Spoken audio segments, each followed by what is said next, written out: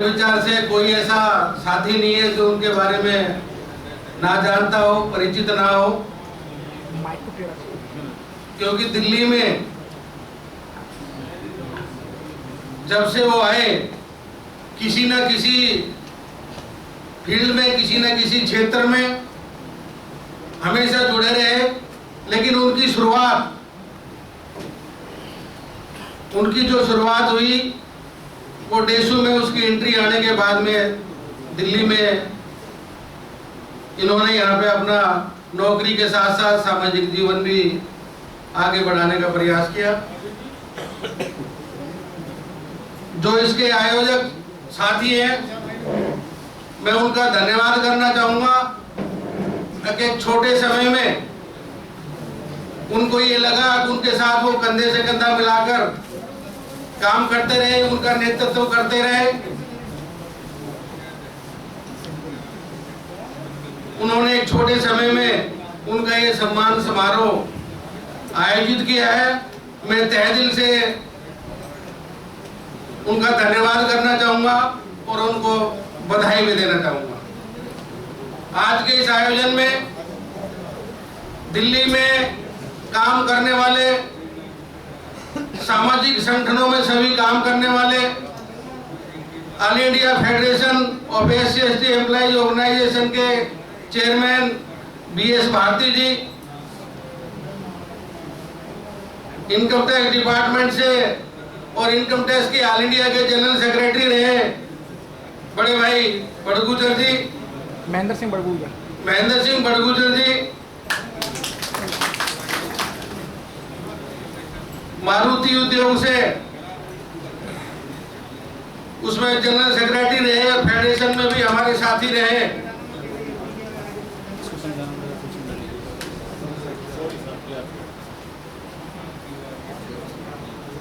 TR सौरी जी, BK Kataria जी,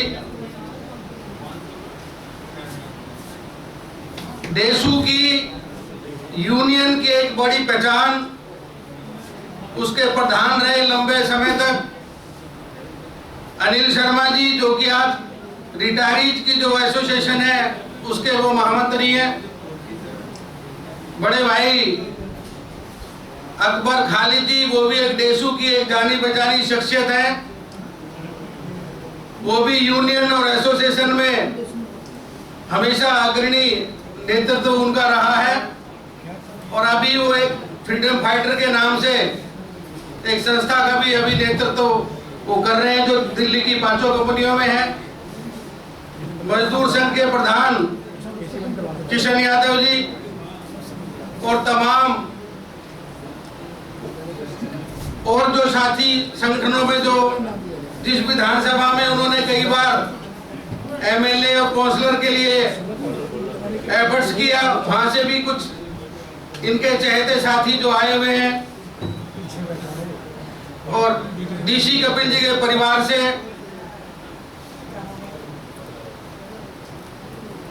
उनकी Mrs, उनके बच्चे जो आए हुए, उन सभी का मैं तहे दिल से हार्दिक अभिनंदन करता हूं।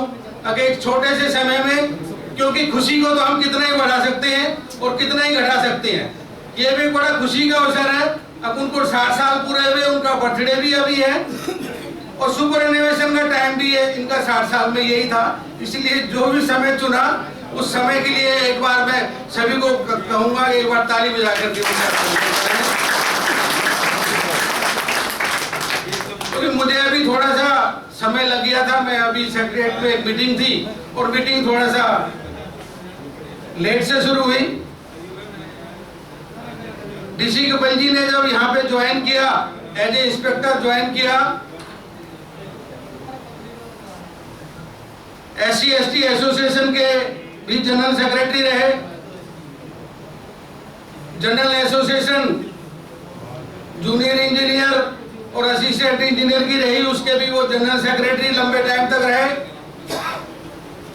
All India federation of SC/ST employees organisation, उसके भिन्न भिन्न पदों पर रहे। जनरल उसके दिल्ली प्रदेश के अध्यक्ष रहे, अध्यक्ष के बाद कार्यकारी चेयरमैन रहे, उसके बाद वो चेयरमैन रहे। मतलब कहने का मतलब ये है, अगर उसकी गिनती में अब शुरू करूं, इतनी इवेंट्स हैं, उस इवेंट को थोड़े से समय में मैं आप सब लोगों के सामने रखने में असमर्थ हूं, क्योंकि इनका जो जीवन रहा, और एक ऐसा जीवन रहा जैसे सांप सीढ़ी का खेल होता है। इनको हमने अर्श पे भी देखा और इनको फर्श पे भी देखा, लेकिन उन्होंने कभी हिम्मत नहीं हारी। एक जज्बाती आदमी है, हिम्मती आदमी।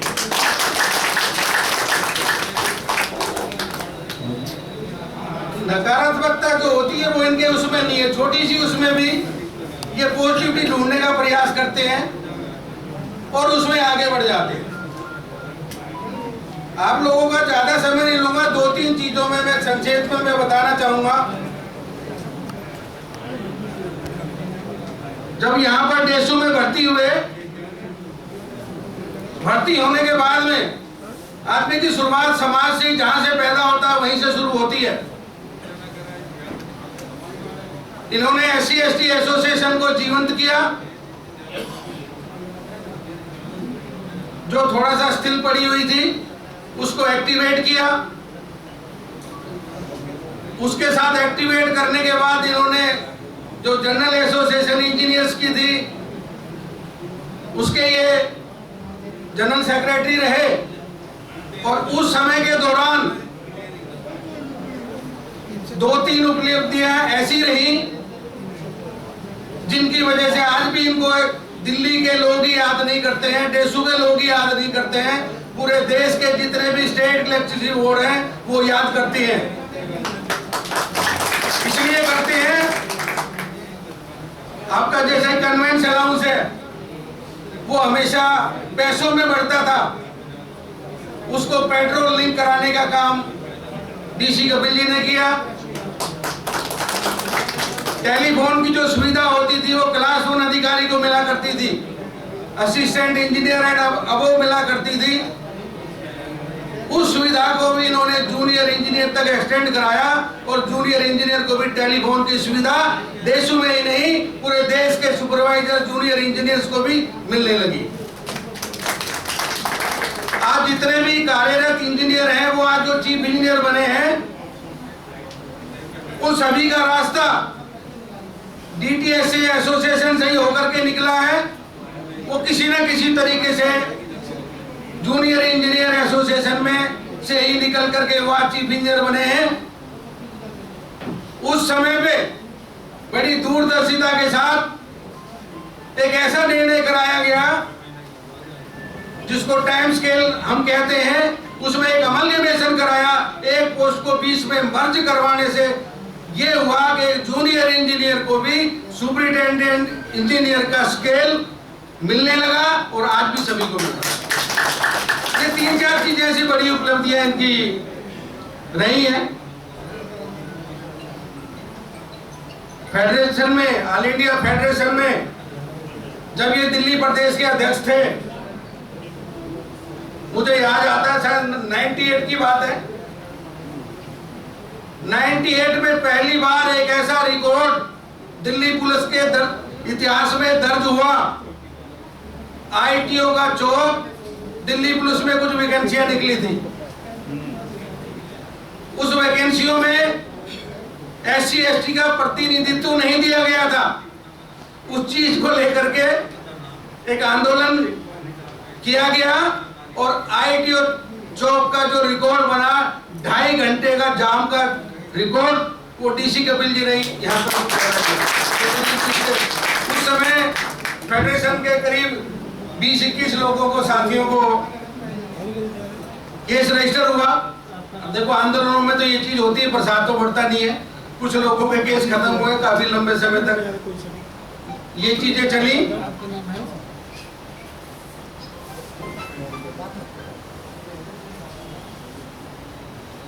जब कोई आदमी एक्टिवली काम करता है, कोई भी मैनेजमेंट होती है, किसी भी संस्थान की होती है, वो कभी उसके बारे में अच्छा नहीं सोचती है।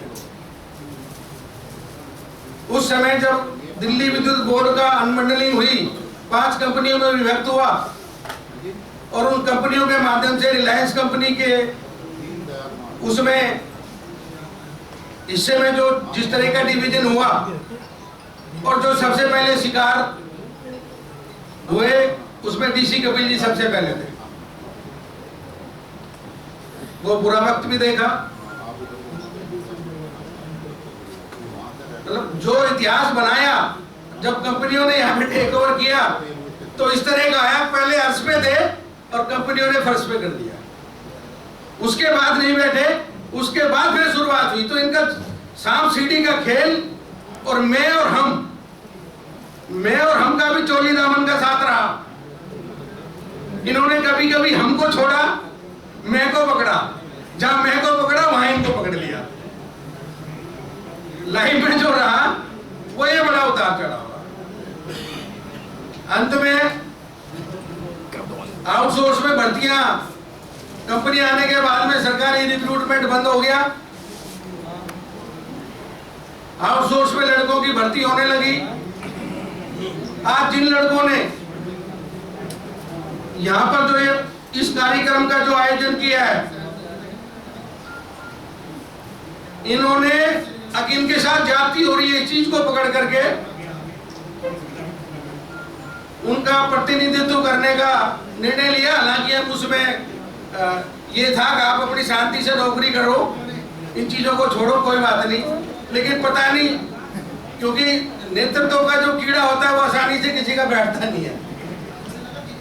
इन्होंने आउटसोर्स के सभी साथियों को जो यहाँ बैठे हुए हैं उन सबको संगठित किया कि बताएंगे जो लोग बैठे हैं ये चीज, ये चश्मदीद गवाएं और तालियां बजा करके इस बात का स्वागत करेंगे। एक लाइनमैन, एक मजदूर अगर उसकी पोल पे चढ़ते हुए डेथ हो गई तो सारा मैनेजमेंट, सारा सिस्टम और कॉन्ट्रैक्टर इस काम में लग जाता था कि इसको यार रफा दफा कराओ किसी तरीके से, घर वालों को दे दो यार 1 लाख 1.5 लाख दे दो, बॉडी का खर्चा दे दो, टेम्पो में घर भेज दो। मतलब यहाँ के देश के जो कानून में, जो लेबर लॉज में जो फलाज हैं वो इतने जबरदस्त हैं, अगर आदमी की कोई वैल्यू नहीं है। ये क्रोनिक कैपिटलिज्म है, ये पैसा बनाता है लेकिन लोगों के जान के ऊपर खेल करके पैसा बनाया जाता है। एक साथी की डेथ हो गई थी, उसकी डेड बॉडी को एम्स से लेकर के नेहरू प्लेस के हेडक्वार्टर तक उसकी शव यात्रा निकाली और पहली बार ये सुनिश्चित हुआ कि उनके परिवार को 8 लाख रुपए का चेक उसी टाइम दिया गया, वो परिपाटी बन गई और सबको उसमें कुछ ना कुछ सुधार हुआ। तो जहां गए इन्होंने एक अपनी छाप छोड़ी है, एक मिसाल कायम की है, लेकिन मेहनत करने के बाद भी कभी कभी उसका फल मिलता है, आदमी अपने मुकाम पर पहुंचता है। कई बार बहुत मेहनत करने के बाद भी आदमी उस मुकाम पर नहीं पहुंचता है। अगर आज इनका रिटायरमेंट ठीक तरीके से पूरी सर्विस के दौरान हुआ होता तो आज के हिसाब से ये चीफ इंजीनियर रिटायर हुए होते, और जो ये कार्यक्रम हो रहा है इससे शायद कई गुना कार्यक्रम, बड़ा कार्यक्रम होता। लेकिन फिर भी हमें इस बात की खुशी है, इनके चाहने वाले, इनके और हमारा इनका तो पहले के जो 17 साल रहे, 17 साल वो ऐसे रहे, हर जगह हम साथ ही थे। एसोसिएशन में थे तो साथ थे, डीटीएसए में थे तो साथ थे, फेडरेशन में थे तो साथ थे, आउटसोर्स की लड़ाई लड़ रहे थे तो साथ थे।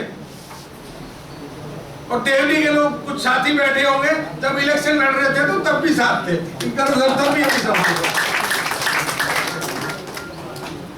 बहुत से लोग बैठे होंगे जो जानते होंगे वहां पे, क्योंकि बहुत से साथी आए हुए हैं, उनके विचार भी मूल्यवान है। मैं डीसी कपिल जी और उनके परिवार के लिए परमेश्वर से प्रार्थना करता हूं, अब उनको पवित्र आशीर्वाद कायम करें और इसी तरह का रास्ता दिखाएं कि वो अपने परिवार के साथ साथ अपने गांव का, अपने देश का जो उनमें क्षमता है उस तरह की क्षमता उनमें कायम करें, उनका स्वास्थ्य उनके साथ रहे। और इसी काम में मेरे विचार से कोई दूसरा काम तो होता नहीं, रिटायरमेंट के बाद तो सोशल वर्क ही होता है और ये बैठने वालों में से तो है नहीं है। तो इसलिए परमेश्वर से प्रार्थना करते हैं अब जिस रास्ते पे ये जा रहे हैं उस रास्ते में अपना आशीर्वाद इनको दीजिए, पवित्र आशीर्वाद दीजिए ताकि इनको कामयाबी मिले। अब मैं स्वेच्छा से एक बात मैं जरूर कहना चाहूँगा, आउटसोर्स के जो साथी इनके साथ कंधे से कंधा मिला करके जो लोग काम कर रहे थे, एक कोई साथी आए और अपने वक्तव्यों से उस चीज़ की शुरुआत कराए। बहुत अच्छे। काफ़ी लोग बैठे हुए, नहीं मुझे नाम लेना पड़ेगा।